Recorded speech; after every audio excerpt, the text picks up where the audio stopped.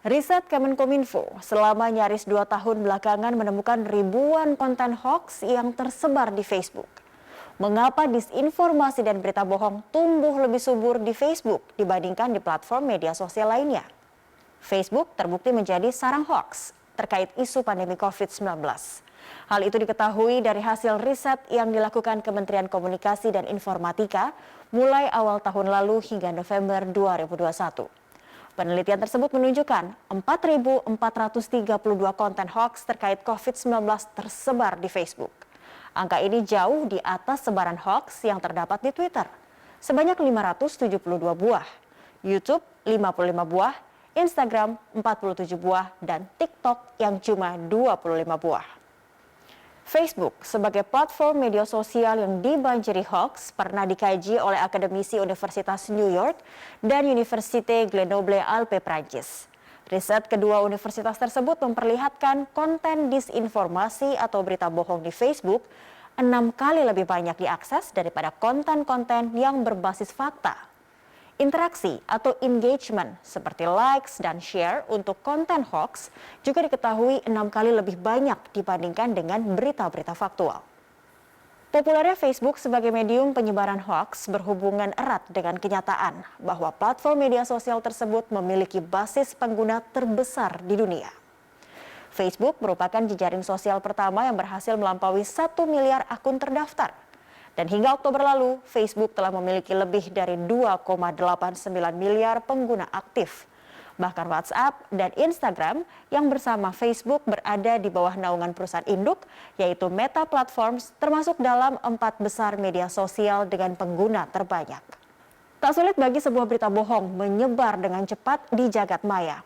Apalagi dengan kehadiran sebuah kanal media sosial seperti Facebook, di mana lebih dari 30% penduduk bumi berada di dalamnya.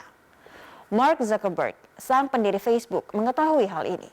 Dia bahkan mengakui berita palsu atau hoax tak bisa terhindarkan di era media sosial. Menurut Mark, Facebook hanyalah cerminan dunia nyata. Ketika Anda menghubungkan 2 miliar orang, Anda akan melihat semua keindahan dan keburukan umat manusia. Begitu kata Mark. Di Indonesia, Facebook sangat diterima. Indonesia menjadi negara nomor 3 dengan pengguna Facebook terbanyak di dunia, yakni mencapai 142,5 juta orang. Jumlah ini melebihi separuh populasi tahun 2021 yang sebanyak 272,23 jutaan penduduk.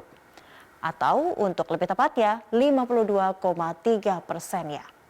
India berada di peringkat 1 dengan 349,2 juta pengguna. Kemudian disusul oleh negeri Paman Sam dengan 193,9 juta pengguna. Namun ternyata Facebook berada di urutan ketiga dalam peringkat media sosial terbanyak digunakan di Indonesia. Platform media sosial berbasis video kepunyaan Google yaitu YouTube masih memimpin. Akan tetapi tetap saja 3 anggota keluarga Meta bercokol di peringkat teratas. Di bawah mereka baru ada si burung biru Twitter.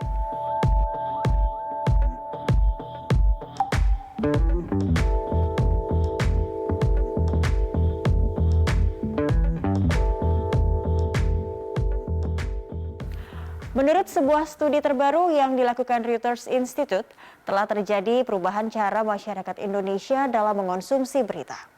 Meskipun televisi dan radio masih tetap penting bagi jutaan orang yang tidak aktif di dunia maya, media daring dan media sosial menjadi sumber berita terpopuler di Indonesia, khususnya bagi masyarakat urban. Persentase yang mencari berita melalui daring dan media sosial lebih tinggi dibandingkan yang mencarinya melalui televisi dan media cetak. 89% sampel dalam studi tersebut mengaku menjadikan media daring sebagai sumber berita. Dan 64% mengatakan media sosial merupakan tempat mereka memperoleh berita. Adapun yang masih mengandalkan televisi dan cetak lebih rendah. Berturut-turut hanya 58% dan 20%. Ponsel pintar menjadi perangkat paling populer untuk mengakses berita online. 85% responden dalam studi Reuters Institute tadi mengakui demikian. Menyusul di bawahnya komputer dan tablet, masing-masing 37 dan 10%. Studi yang sama juga mendapati Facebook sebagai salah satu media sosial paling populer sebagai sumber berita, meski bukan yang teratas. 42% responden mengakui hal itu. Persentase lebih tinggi diperoleh oleh WhatsApp dan YouTube dengan 60% dan 46%. Sedangkan 38% mengaku mencari berita melalui sang adik Facebook, yaitu Instagram. Menyusul kemudian Twitter dengan 22%. Pergeseran cara masyarakat mengonsumsi berita seperti ini tak pelak membawa konsekuensi. Menurut sebuah survei tentang hoax di Indonesia, lebih dari separuh responden yang menyatakan mengalami kesulitan dalam mendeteksi hoax. Ini sangat berbahaya. Ada perbedaan temuan antara di Amerika Serikat dengan Indonesia. Jika di negeri yang dipimpin oleh Joe Biden itu orang-orang berusia 65 tahun ke atas dalam sebuah studi terbukti yang terbanyak menyebarkan berita palsu di Facebook, tidak demikian halnya di tanah air. Sebuah survei yang dilakukan di Jakarta Post menunjukkan di Indonesia, baik tua maupun muda sama-sama bertendensi tinggi dalam menyebarkan hoax. Jenis kelamin dan latar belakang pendidikan juga tidak berpengaruh pada tabiat ini.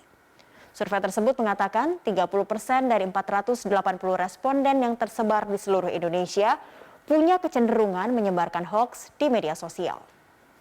Dalam film doku drama The Social Dilemma di Netflix disebutkan, Facebook dengan algoritma dan kecerdasan buatannya membuat para penggunanya terjebak di dalam realitas masing-masing berbentuk newsfeed yang konten-kontennya telah dipilihkan oleh mesin karena dinilai menarik bagi mereka. Padahal itu semua belum tentu berdasarkan fakta. Namun Facebook juga telah menentang keras opini film tersebut dengan argumentasi bahwa algoritma dan machine learning yang mereka pergunakan tak lain untuk terus meningkatkan layanan supaya platform ini tetap relevan dan bermanfaat bagi para penggunanya. Soal misinformasi, Facebook juga mengklaim telah melawan berita palsu menggunakan jaringan global berisi lebih dari 70 mitra pemeriksa fakta yang tersebar di seluruh dunia. Seperti apa perubahan perilaku konsumen film di era disrupsi? Selanjutnya, tetap di Fakta Data.